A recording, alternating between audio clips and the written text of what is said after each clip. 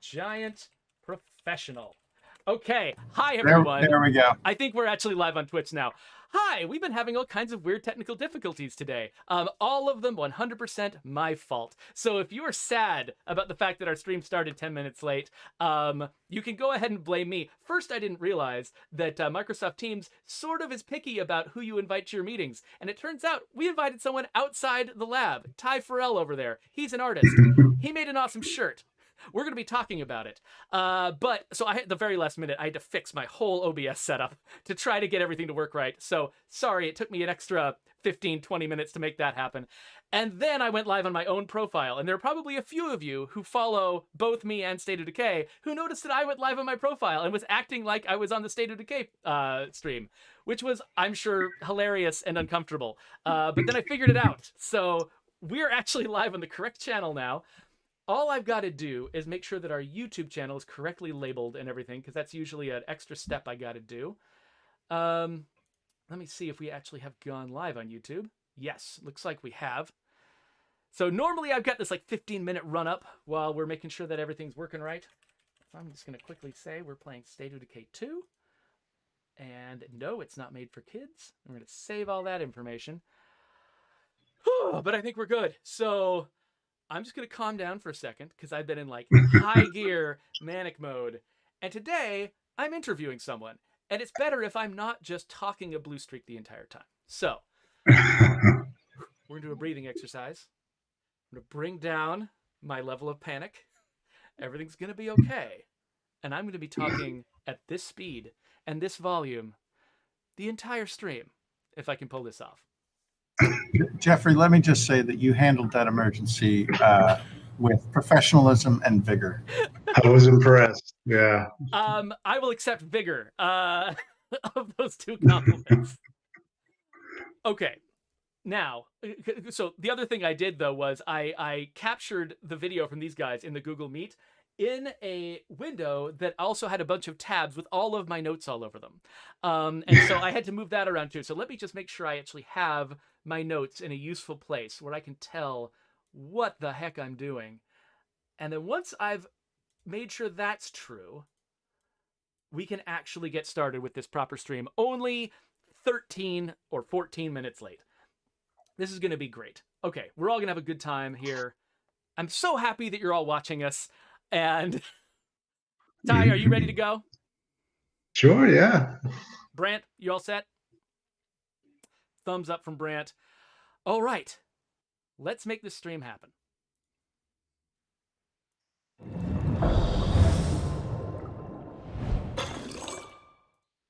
Hello, survivors. Welcome to the State of Decay 2 stream. I'm your host, Jeffrey Card, and Update 24 is out right now. You can go and get it. You can download it to your Xbox or your PC, and we're really excited about it. In fact, we're so excited about it, we're going to go over all the patch notes for it today, eventually.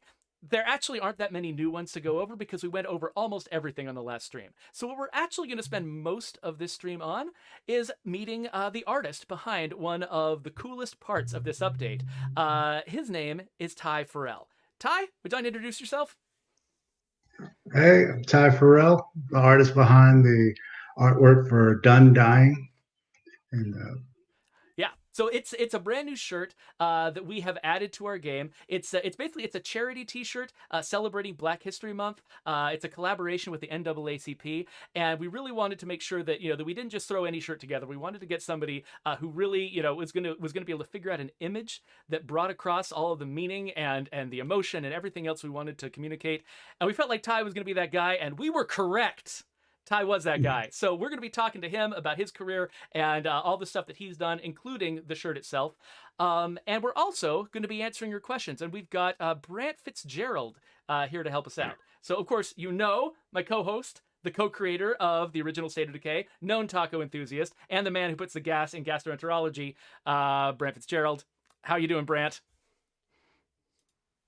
I'm just wondering how long you spend each day trying to come up with the list of traits there, Jeffrey. The funny thing is that when I'm working on those, I've been getting a lot of submissions from audience members telling me things that I should say about you, and I reject all of them because you know what? I spent all day trying to make things fun for you guys.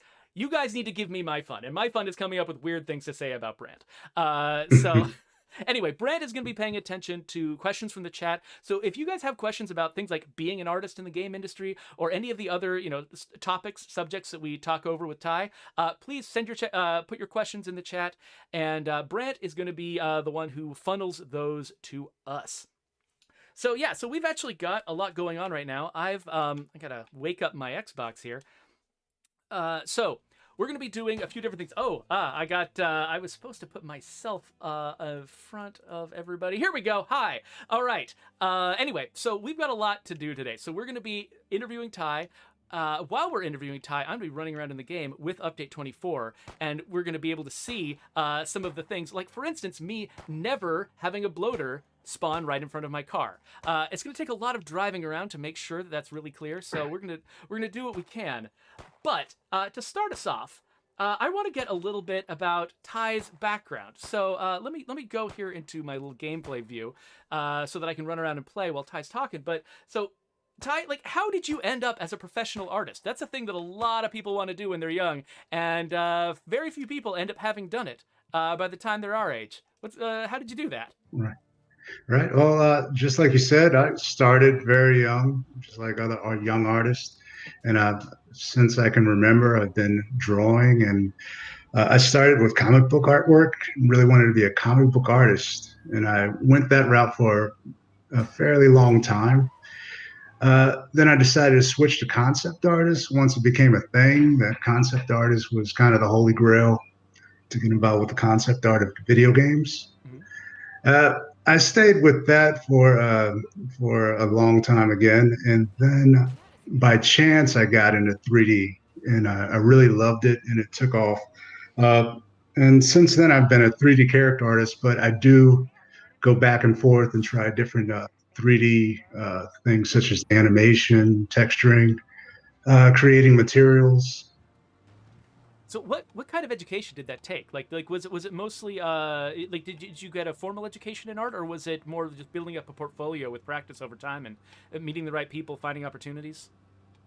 Yeah, it's I mean, you just said all of it right there. It's Sorry. all of it. It's all of it. So I actually did start out with at Temple University for fine art, and I went to an animation school for a little bit, and I took courses with CGMA and Noman, a few other schools.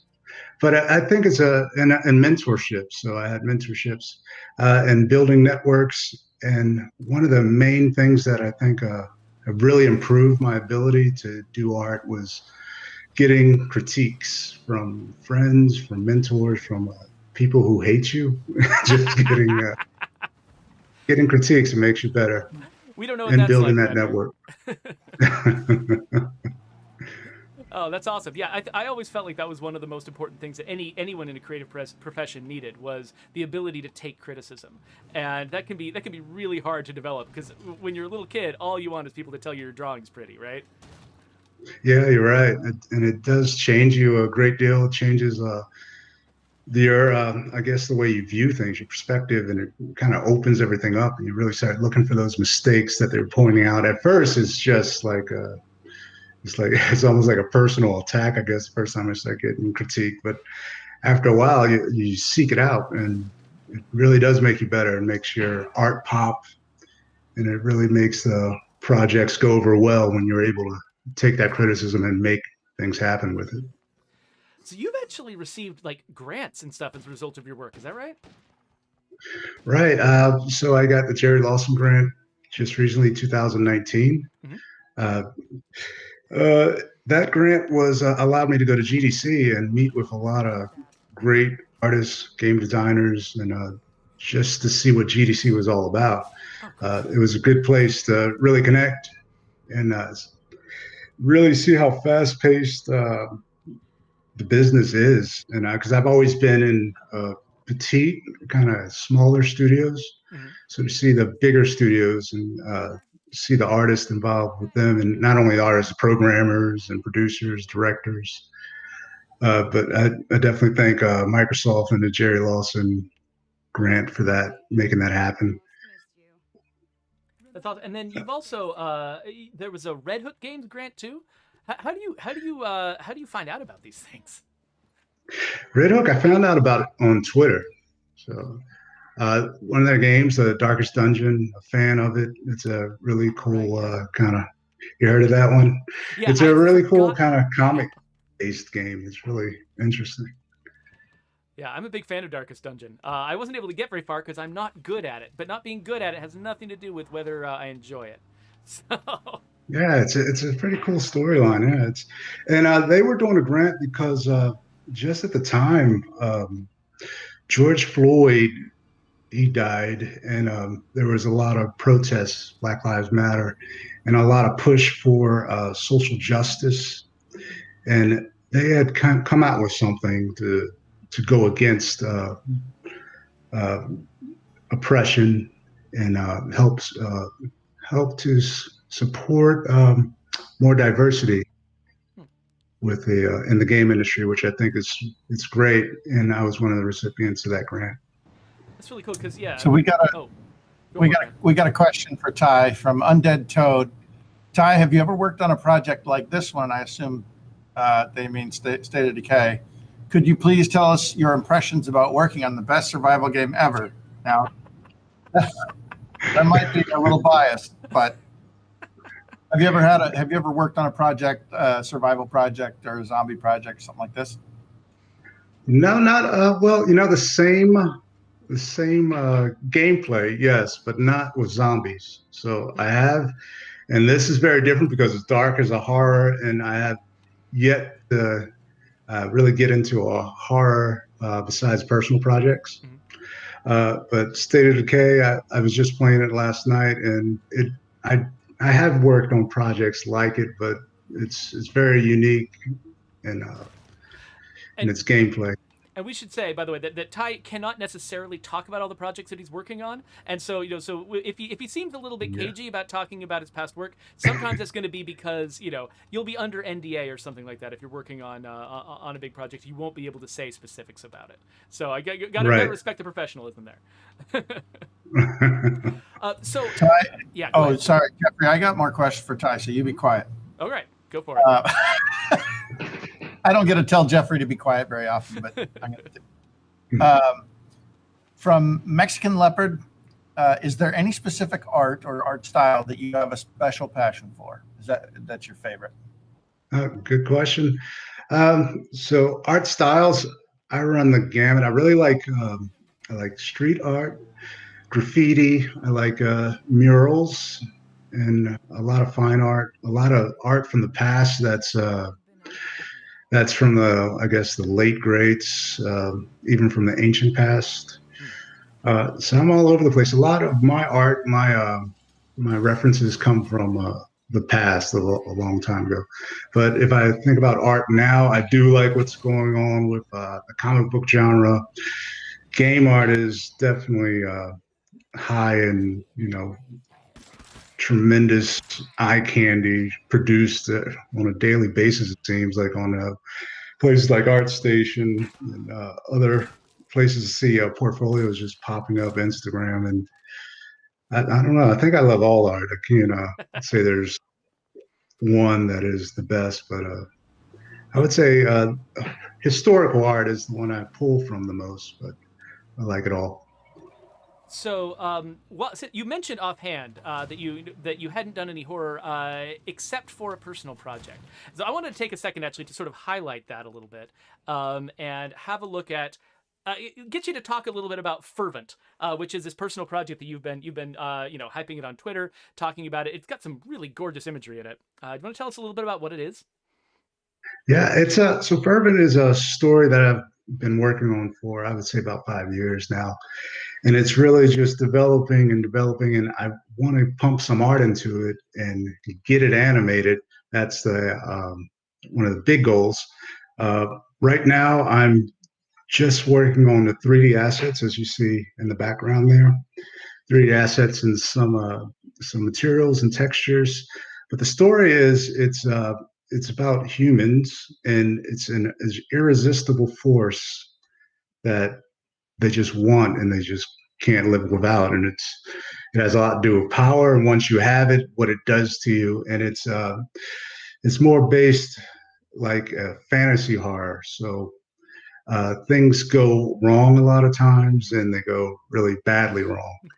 Uh, so right now I'm playing with it so that most likely, because it's just me doing it, it's probably going to start out as a animatic or a motion comic. Uh, if I get the chance to, I'll be able to animate it or hire an animation team to really bring it to life. But we'll see how it goes. Yeah, it's really nice to sort of catch something like this at the beginning, you know, when it's it's sort of in its nascent stages, because sometimes to get a new IP off the ground, it can take a lot of different steps. I've actually I just finished reading the manga for Nausicaa, which is one of the most amazing movies by Studio Ghibli. But in order to get the movie made, first they had to make it as a manga to prove that it had an audience and prove that the story could work. And so just Wow. catching up with that, like it's cool to see an IP progress from something early like animatics and concept art into something big. So I'm following you. It's fervent underscore series on Twitter. I got that right? I, Right, you did. I forgot to put the text on the screen, so hopefully you can type that in. I'm following it, and I'm excited to see where it goes.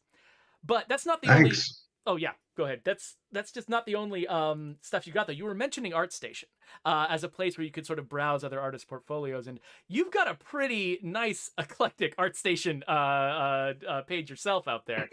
So Thank you. I've gathered some of your art. I like sort of downloaded a bunch of your art. I'm going to put it on the screen. I just wondered if you wanted to sort of give the audience a little bit of a sense of where this stuff came from and what you're doing.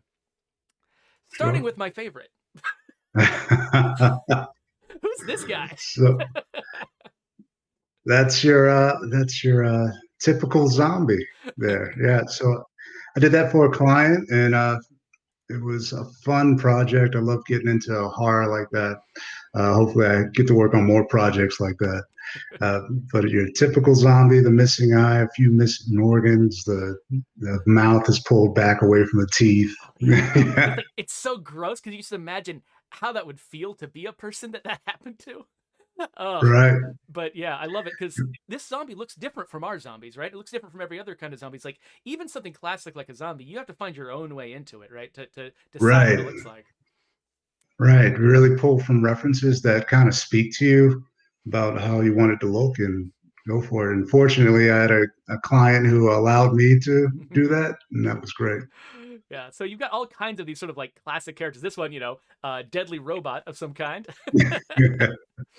Yeah. So your skeleton robot there, and he has the basic red eyes going on. This was me. This was also a study for me. I'm used to using Quixel, and I wanted to do a study so I can ramp up on Substance, and Substance is the big software now. And this was a study using Substance, pulling hard surface and oily surfaces, and there's a few, I think, fabric areas on that particular model. I'd like to comment that I've been using Substance for years, and your quick study is better than my materials on any given day. So thanks so much, Ty. Appreciate it. No, sorry about that. It may not have been that quick. Then we got so this guy is staring into my soul and kind of like he's got a piercing gaze. Do you come up with these faces completely from scratch, or are you working from reference? Because I mean, it looks so sharp. So this guy was an anime kind of drawn concept, and work with the concept artist and the art director to get it to look real. And that's pretty much what I came up with, and they added a few things to kind of bring back that anime quality to them. I like it because it is that kind of blend between a realistic person, but you can kind of see where it has the uh, certain undertones of anime Yeah, going on in his face. it's got just slightly slightly more exaggerated features, but it's still under the wire where it doesn't violate your sense of realism from the face. It's really cool. Thank you. And now this guy, I know from talking to you, I know this is a favorite character of yours, isn't it? Who is it supposed to He be? is.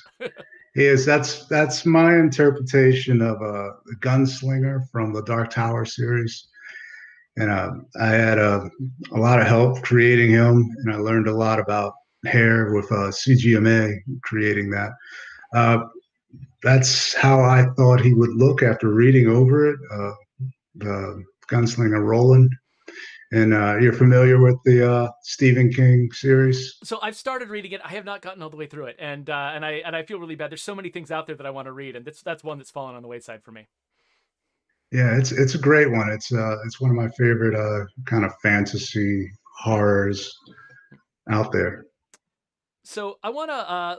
Now this one is a very different style, but this one was definitely a blast from the past for me and Brant. When we saw this one, we were like, Mark of Cree! We loved Mark of Cree!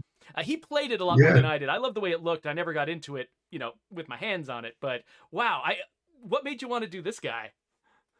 It was one of my favorite one of my favorite games on PlayStation 2. I love that game. It was, I think it was the first time that you saw that kind of bouncy, almost like that Cuphead squash and stretch stuff going on, but with this ultra violence. And it was a great game. Ty, when I saw that, I took a trip through memory lane because Mark of Cree, for people who are creatives in games, the Mark of Cree, like the animation and the stylization that they did in that game is like a hallmark for artists in this industry who look at that game and say, man, if we could infuse the kind of style that they did in that game, right. That's like a dream to be able to work on a project like that. So I was super happy to see Mark of Cree in there. Yeah, I hope to do more with that. Actually, I just hope they remake the game, but I hope to do more. It's due, right? It's time. It's due. Bring it out. The remake and everything else might as well, right? It's true, yeah. So I noticed a lot of the stuff you've got on ArtStation is comic book inspired. I mean, like this one really stood out to me. This is your Wolverine. It took me a second because he's coming at me so hard. I just want to flinch before figuring out what the picture's of. And then I was like, oh wait, no, that's Wolverine. He really came together. So I took a lot of criticism when I first brought him out, and I took that criticism and just kept fleshing him out even more and making him more snarly and ready to go berserk on someone. It almost looks like his face hurts. He's snarling so hard. Yeah. And he's not. I mean, you've got Valkyrie here from the MCU, which she looks amazing. Yeah. Thank you. Yeah, that's in the ZBrush. That's I love the sculpt there, and just you can sculpt for hours and hours and hours, and I was able to get very close to how I can't now her name slips me, the actress who was crap. I'm scared to guess now. I'm gonna get her name wrong and look like an idiot. Tessa Thompson. Thank you, Tessa. That's right, Tessa Thompson. I was in great the Teresa Tessa sort of zone in my head. Thank you for reminding me, Brant. Just her strength as that character, Valkyrie. I thought that was a fantastic character. Female heroine character. And there's something too like uncanny about the lighting of like the paint on her face. It's like it feels like it's glowing just a little bit, but not really. And you have to wonder, is there magic in that paint? And I can't quite tell. Like this, just the texturing of this thing is just is really cool.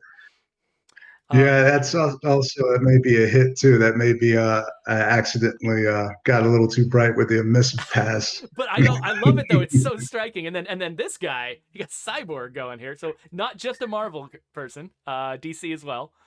Oh yeah, that's my first comic book was Teen Titans. Used to read those monthly, so that was one of my favorite ones. Cyborg. And I wanted to bring him back to life and give him that kind of 80s look. Like you see his armor kind of glows like if it's an 80s kind of thing. Oh, yeah, totally. That makes sense. And then I've been really excited. So they just did a new trailer for Falcon and Winter Soldier, which I've been watching WandaVision right now, and it's blowing my mind. And so I'm excited about the next one. And you've got a Sam Wilson as Captain America here, which is, I mean, so freaking noble.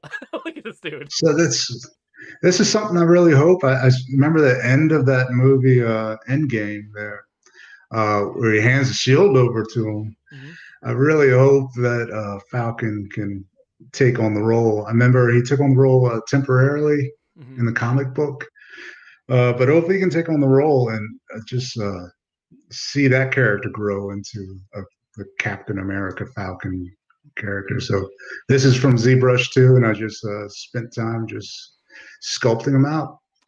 So So there's a before, quick, oh yeah, sorry, Jeffrey, no, there's I a was quick about to pass it question on to you actually. So go ahead. about process. So take this image here of Falcon. How long did you spend getting it to this point? Uh, well, I don't have much time for personal art, unfortunately. So usually is 1 to 2 hours daily that I can spend on him. He probably took about a month to get to this point. I did him back in 2018, I want to say. Took about a month, got him ready for 3D print, and found out that his wings were way too heavy to 3D print it is. So didn't Yeah. work out. Yeah, we had a we were making a game a while ago that got canceled that had a bunch of like animal characters, had big elaborate wings and horns and things like that. And we had somebody in the office who was 3D printing models of them, and some of them were really challenging because of the just how complex those things can be and how Right. they got to work with physical reality, which is not always what you would do with a video game. Exactly. And that's 2 hours daily, maybe 5 days a week for a month. And it was fleshed out to this point. So let's take a quick break from your portfolio to talk about sort of the reason you're here, which is this image right here. So this is, of course, again, the adapted version that our our art director Kevin Pun came up with to help sort of to promote the update to the game. But this image. So when we first came to you, we did not have an idea of what we wanted this image to look like. We came to you with basically a blank canvas, and it was up to a collaboration between you and and folks with on our side and to sort of work out what this image was going to be. And and it actually, the thing that's kind of fun is that looking at sort of the very first sketch that you worked at, Yeah. it's not that different from where we ended up. Like you just sort of tossed off this thing that ended up pretty close to the inspiration that we ended up with. So do you want to talk about like sort of how you got through the process from start to finish of coming up with this image? Sure. When I first got the idea from you all there at Undead and it was very open. It was like you wanted that SOD in there, that state of decay, that which is more we wanted to push that hope more into the image from state of decay, not all the decay. But and this was one of I think 5 images, the original images, and this one we didn't go with at first. I went with another image, and the team that was reviewing, yeah, there it is. That's the one we were going to go with. We thought it had a lot more going for it, but we end up reversing tracks and going back to that image of the kneeling. This is an early version of looking at it like with the profile of a shirt here, right? Like again, it's still an early version of the thing we ended up with. Right, and that's when we were pushing and we were really thinking about when I was about graffiti and making it more part of a mural on a wall than it is an actual person. Which is actually what Kevin ended up doing with it when he was, ended up doing when he created the promotional image. It was a similar thing. It's like, well, let's this has the look of street art, has a look of graffiti. Let's put it on a wall alongside other things that sort of evoke what this update was going to be about. But this thing looks it's absolutely at home on a brick wall. Like it looks like it belongs there. And I feel like the inspiration that you took from graffiti and all these other sources, it really sort of comes together. Thanks. And definitely that We Are Done Dying, NAACP, just reading through that information and just looking at the hashtag and looking at what was posted, it really gave a lot of inspiration for what the final outcome looked like. Yeah, I got to say. Yeah, I just wanted to say that when this piece came back to us, man, there was absolutely no question that Ty had nailed it. Everything that we could ever hope for in a shirt like this, but and it was instantaneous. It's like the two heads we're going back and forth on, but then Ty came back with this image, and oh my God, slam dunk. There's no question. One thing that's nice about this Great, shirt thanks. too is the fact that it goes with everything. I just put the outfit on all of the characters in my community with all their existing hats and their existing stances and everything. Every single one of these characters looks at home in this shirt. Whether they've got whether they've got a little knit cap on, like she's got, or if you've got a cowboy hat or a rhinestone cowboy hat, whatever. No matter what they're doing, like because you brought in so many colors, and sometimes if you bring in just a lot of different colors into something like this, it can look like a mess. This doesn't look like a mess. This thing looks like, look at that thing. I would be so excited to wear something that is this sharp, going down the street, because it just, I don't know, it's just such a striking image, and it feels so right. Thanks. So I'm curious if you wouldn't mind, like, talking a little bit about sort of just the different inspirations that you drew from to come up with this. Like, you mentioned street Sure. art was one source, but like you got the kneeling pose, you've got the color choices. Like, I wondered if you want to talk through that a little bit. Sure. Well, just recently, I believe down here where I'm at in Florida, they're going against there's movement against the stand your ground law out here. So his hood was a kind of a nod to Trayvon Martin, the hood that he's wearing.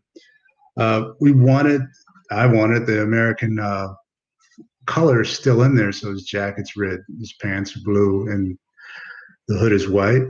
The Skeagle was an interesting thing that we were trying to put in there. I was trying to put it. For those who don't know in the audience, by the way, Skeagle refers to sort of the skull eagle symbol of State of Decay, which you can see the fact that he's got sort of two wings out of fists behind his back is meant to evoke that sort of eagle shape that we have in our insignia. I just wanted to make sure the audience understood that as the background to what you were saying. That's right. And one thing about the eagle, it can be a very militant thing, but with the fist, it's more of it's diversity, but it's also together, that you're not kneeling alone. And it's about the protesters, Colin Kaepernick and others who have kneeled and used their platform, to stand or kneel for social justice in a peaceful way and really get their voices across. And the graffiti and behind it, there's so many, all over the internet is a lot of beautiful graffiti to pull from, but I was inspired by that, just really sharp strokes, and the rest kind of flowed together. So I should actually mention to our audience that if they didn't realize this, the shirt is actually going to be available. You can see it's on a real model. So this is not just an in-game shirt, though you saw it on all the characters in the game. This is actually a real shirt that is going to be sold for charity. It's going to be basically the proceeds from people buying the shirt are going to go to support the NAACP's current campaign that they've got going. And so if you want to know all the details about how you can get this shirt, you can go to stateofdecay.com/NAACP. I promise this time the link works. I grabbed this link for the last stream off an internal page that we had, and it turns out that it was not meant to be live until now, but it should be live now. So go out there, check that out. If you want to get this shirt, you can do it, and the proceeds are going to go to the NAACP's campaign. But it's only going to be available from February 8th to March 1st. So if you're watching this later and it's after March 1st, sorry, it was a limited time thing, but you can still go get it in the game because it's going to be in the game forever. So after that, so I'm really curious. So we've been talking a lot about your art and stuff like that, and I'm just curious. You mentioned being inspired by Stephen King, by really being into the Dark Tower. I'm curious, like what other inspirations you've had, like what books you're into, that kind of thing. So I just started. I'm big on Audible now. I'm listening. I used to listen to music, but now I'm listening to books. And one of the ones I'm just starting is J.K. Her Broken NK. World. N.K. Yes, N.K. Jameson. Jemison, yeah, N.K. Jemison, yeah. Yes. Her series is so far so good. It's very good series. Yeah, that series blew my mind. It's a lot. I don't know. So partly one reason I'm excited about N.K. Jemisin is because she played State of Decay 2. She actually, she's got, if you look her up on Twitch, N.K. Jemisin, she's got a streaming channel. Basically, anytime she wants to let off some steam, she goes and plays some like horrific violent game and just destroys a bunch of things. And our game is one of the ones that she's played. She is definitely worth a follow. She is a lot of fun. She's got a really great perspective both on games and on all kinds of art and politics and just everything. I follow her on Twitter too. She's awesome. But also, I really love the Broken Earth series. So I just wanted, you told me that you were into that series before, you know, when we were chatting before this interview, and I just really wanted to make sure you said that again because like that series is so good. People should check it out if they haven't. Yeah, I just started it, so I'm still on book 1 and I'm just at the beginning of it. But there are so many secrets. So far, you don't so get, good. though. Very good. So many spoilers. So far, so good. Brent, have we picked up any other questions from the audience? We've got piles of questions. I'm trying to let Ty answer. He's answered a lot of them. One of the questions that came from Righteous Ham is, what are some of the pros and cons of 2D art versus 3D art for you? Oh, well, I think there's more pros for being able to do both because you get a better understanding of 3D space and you're able to really use that in your 2D art. Let me see, with the pros and cons, 3D art, when it comes to business-wise, when I was a freelance artist, it's a little bit tougher because if anything goes wrong, it takes a lot longer to fix it. 2D art is a lot easier. And I mean digital 2D art. So if you're talking traditional, that's obviously going to take a while. Cons, it's hard to come up with a con saying that this one's better or anything like that. I think there's all pros. It's just, and I would definitely say blend them and see what you come up with either of them to see which one's better for yourself. But yeah, automatically, I think 2D becomes better when you learn 3D as well. Because I've been throwing, I threw mostly your 3D art on the screen, but I should point out, you've got some pretty amazing, so I don't actually know from looking at this if it's 2D or 3D. You could have modeled that. You also could have painted that. I genuinely have no idea from the final render.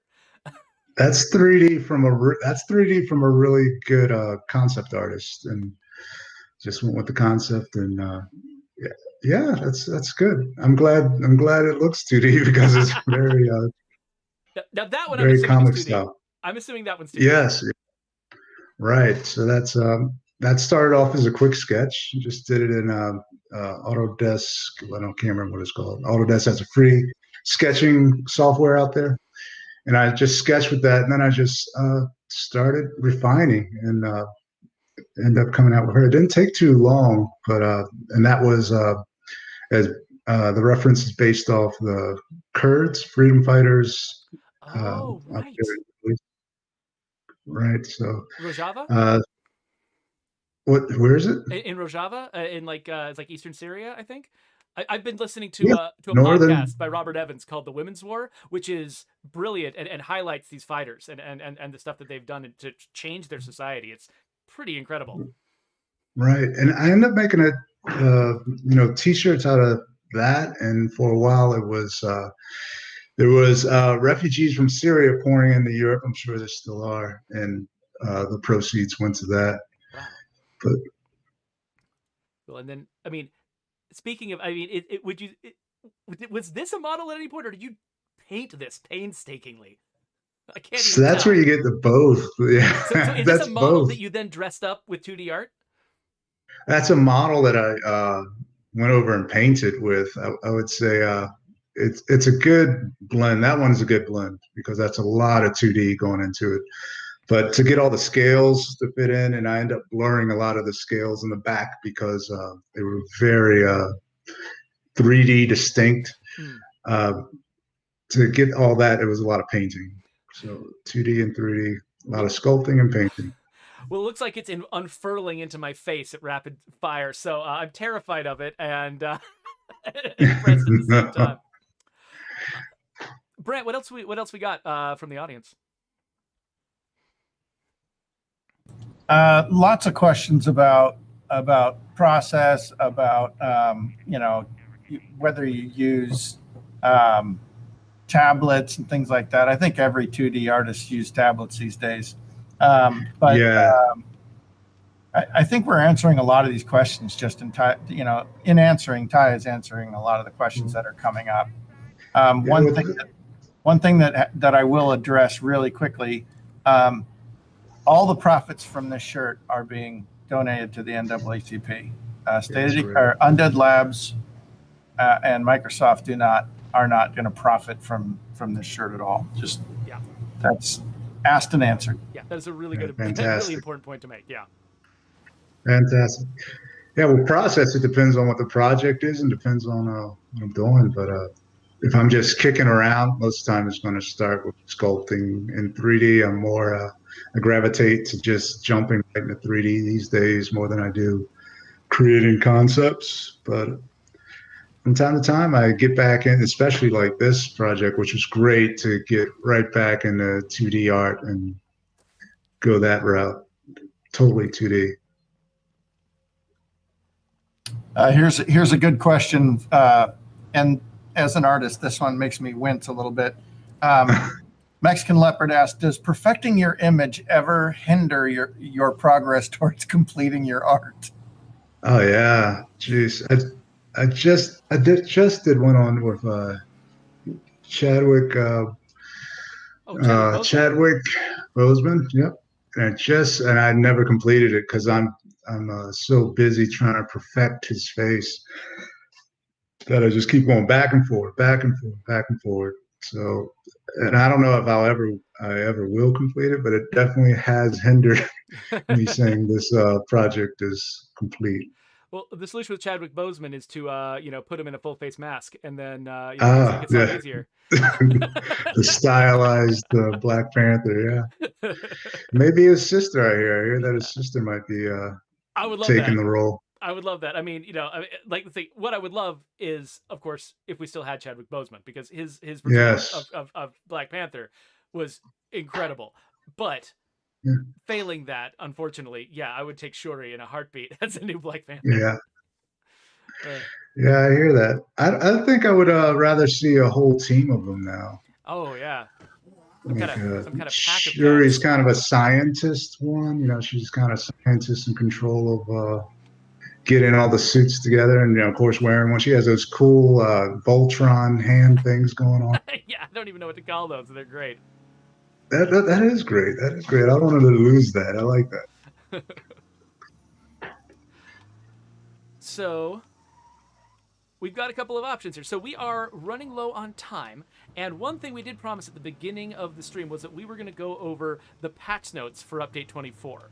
And so normally we'll devote an entire stream to the patch notes for an update, but we actually went over so many of the patch notes last stream. We didn't want to spend this entire... We had two concerns. Number one, we didn't want to spend an entire stream going over territory we'd mostly gone over before. Secondarily, we also had this interview with you, which we thought was going to be much more interesting than just watching us talk about ourselves.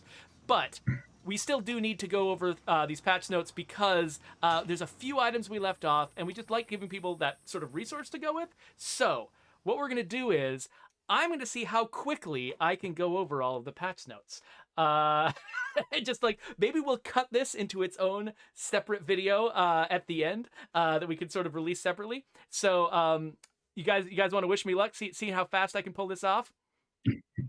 Rapid fire. Rapid fire. Okay, so I'm queuing up the patch notes here. Okay, so here are the patch notes for Update 24 of State of Decay 2. First off, recruiting from neutral and friendly enclaves. New recruits are the lifeblood of any community, but they can sometimes be hard to find, at least until today. Starting now, every non-hostile ambient enclave offers you the option to recruit. This means as long as they're not shooting at you, and they're not busy with their own problems, embroiled in an ongoing mission arc, you can recruit from among their ranks. Allied enclaves still allow you to recruit for free, as they always have. Friendly enclaves now allow you to recruit for 750 influence. Neutral enclaves now allow you to recruit for 1,500 influence. So now, if you need recruits, the simplest way to get them is to use the radio to contact a new enclave, meet up with them, and then spend the influence to recruit from them that very minute.